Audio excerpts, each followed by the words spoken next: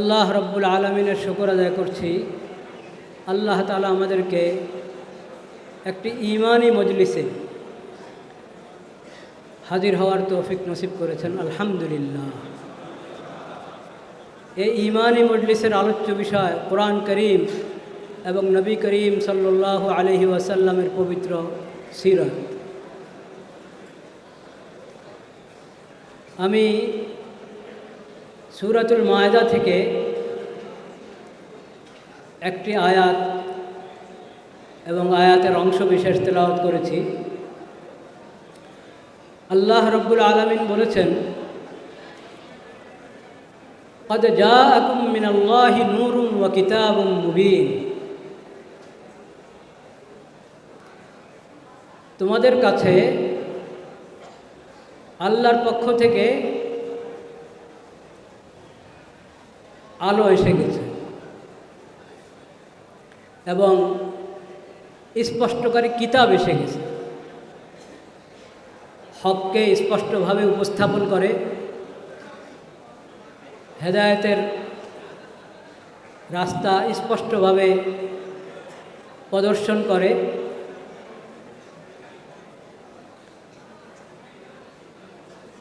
এমন কিতাব যার মধ্যে শুধু আলো আর আলো।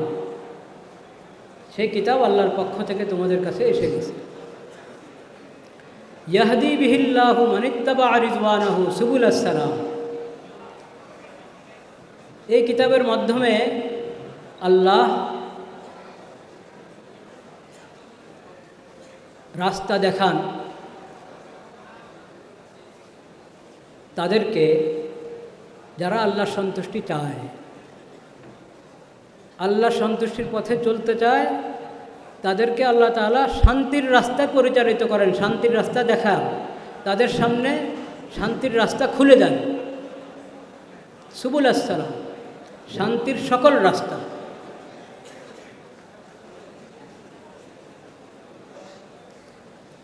ওয়ায়ুখরিজুহুম মিনাজ যুলুমাতি ইলান নূর বিইذনিহি।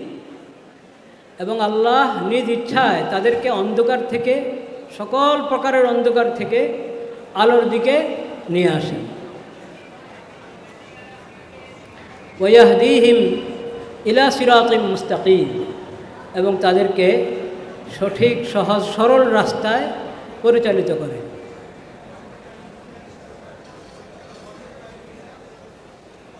আল্লাহ রব্বুল আলামিন এখানে কোরআন করিমের মৌলিক কয়েকটি বৈশিষ্ট্য উল্লেখ করেছেন। প্রথম বিষয় হলো কোরআন নূর, আলো। যদি আমি নিজে আলোকিত হতে চাই, আলোকিত সমাজ চাই, আলোকিত মানুষ চাই, আলোকিত জীবন চাই, আলোকিত রাষ্ট্র চাই, তাহলে আমাকে এই কোরআন করিম থেকেই আলো গ্রহণ করতে হবে।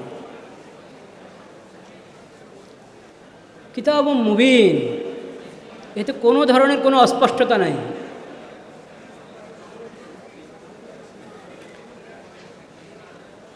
হক এবং হেদায়েতকে স্পষ্টভাবে পেশ করা হয়েছে এবং এতে রয়েছে শান্তির পথ। শান্তি সবাই চায়, আলোকিত মানুষও সবাই চায়। আপনি সমাজের দিকে লক্ষ্য করে দেখেন, কে চায়, কে আছে যে শান্তি চায় না? সবাই শান্তির কথা বলে, সবাই আলোকিত সমাজ, আলোকিত মানুষের কথা বলে। অনেকের স্লোগান আছে, আলোকিত মানুষ চাই। আলোকিত মানুষ চাচ্ছেন, আলোকিত সমাজ চাচ্ছেন, আলো কোত্থেকে গ্রহণ করবেন? ওই কিতাব থেকে গ্রহণ করতে হবে যে কিতাবের নামে হলো নূর।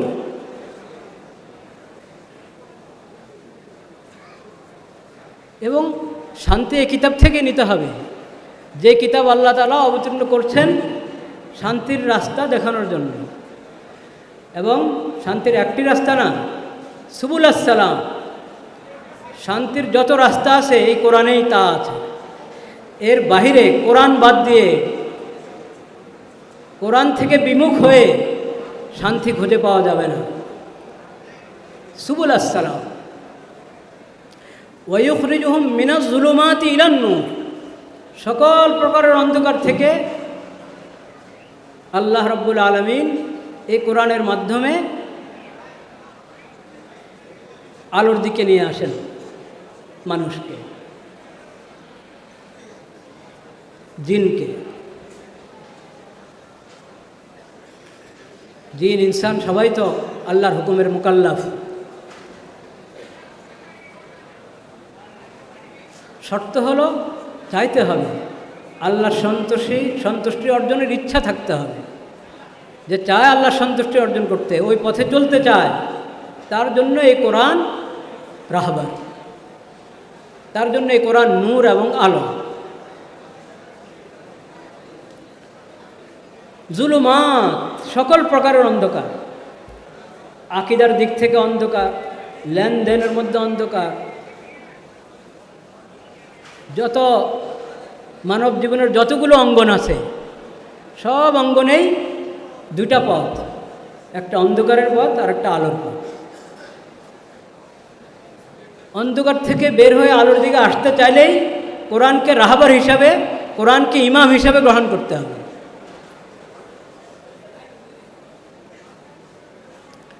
ওয়াহদিহিম ইলা সিরাতিম মুস্তাকিম, এই কোরআনের মাধ্যমে আল্লাহ তাআলা যারা আল্লাহকে ভয় করে, আল্লাহর সন্তুষ্টি চায়, আখিরাতের মুক্তি চায়, তাদেরকে আল্লাহ তাআলা সিরাতে মুস্তাকিমে পরিচালিত করে। তো কোরআনের মধ্যে রয়েছে নূর এবং কোরআনের মধ্যে রয়েছে শান্তি, কোরআনের মধ্যে রয়েছে সিরাতে মুস্তাকিম।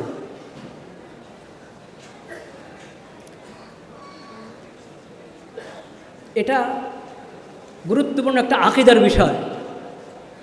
এই কোরআনকে যদি কেউ হিসাবে গ্রহণ করে, এটিও একটি গ্রন্থ, এটিও একটি গ্রন্থ বলা যায়।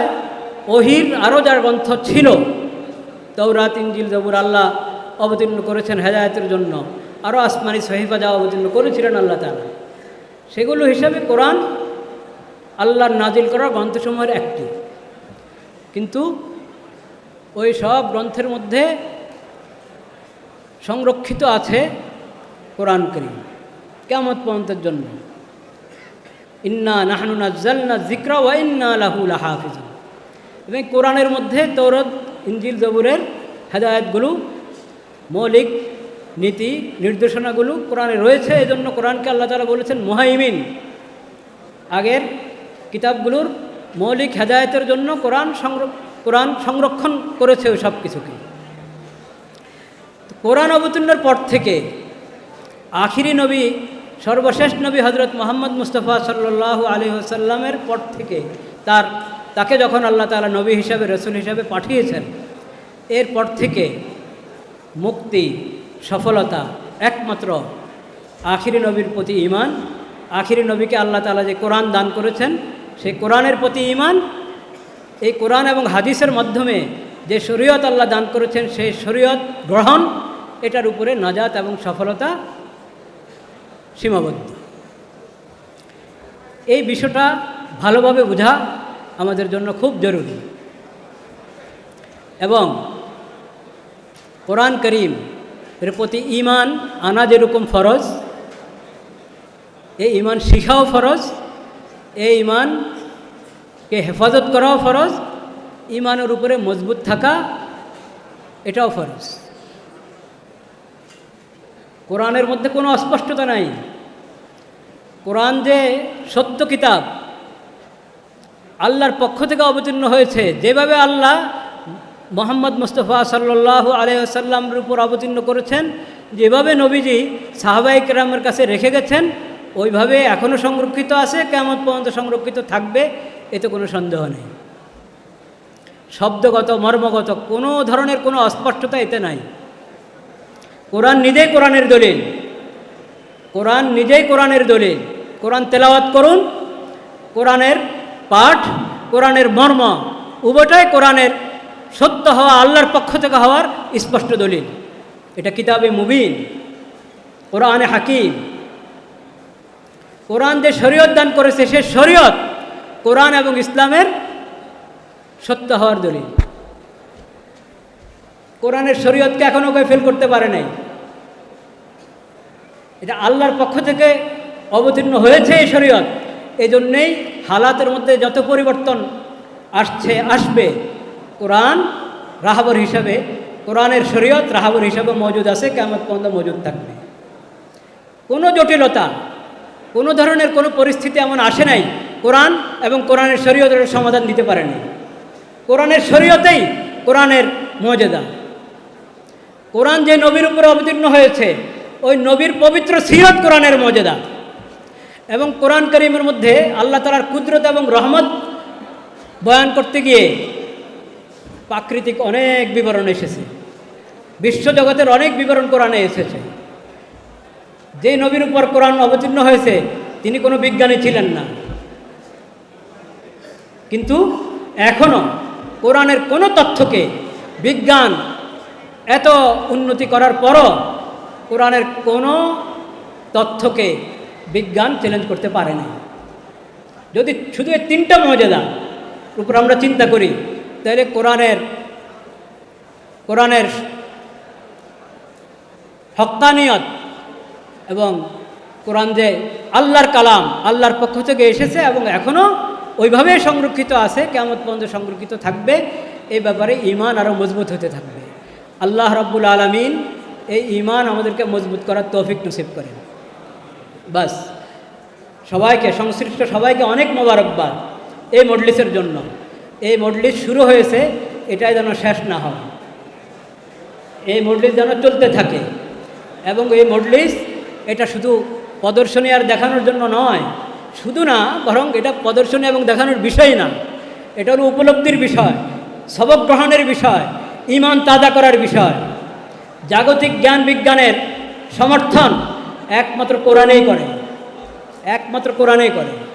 যদি জাগতিক জ্ঞান বিজ্ঞানকে আমরা যথাযথ ব্যবহার করতে চাই, আল্লাহর মাখলুকের সেবার জন্য ব্যবহার করতে চাই, তো কোরআন থেকে হেদায়েত নিতে হবে।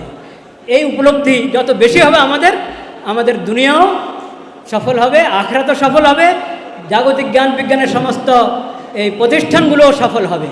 এই প্রতিষ্ঠানগুলোর মধ্যে অন্য ধর্মের যারা, অমুসলিম যারা পড়াশোনা করে, তারাও বুঝতে পারবে আমরা যারা কোরআনের উপর ঈমান রাখি, আমরা যদি কোরআনে জিন্দেগি পেশ করি, তারাও বুঝতে পারবে কোরআনের হাকিকত, কোরআনের বরকত, কোরআনের ফজিলত। সেই তৌফিক আল্লাহ সবাইকে দান করেন। ওয়া আখিরু দাওয়ানা আলহামদুলিল্লাহি রাব্বিল আলামিন।